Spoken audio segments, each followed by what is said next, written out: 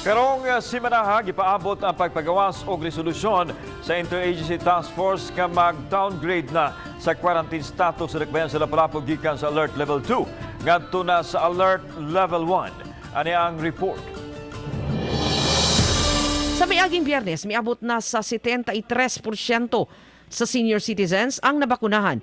Ang pagkapot sa herd immunity sa mga senior citizen usa sa mga rekisito aron ma-downgrade ang quarantine status sa Dakbayan gikan sa Alert Level 2 ngadto na sa Alert Level 1. Apan masaligon si Mayor Junard Ahong Chan nga makabuot sa Dakbayan ang Alert Level 1 tungod kay posibleng nadugangan ang nabakunahan nga senior citizens sa miaging weekend.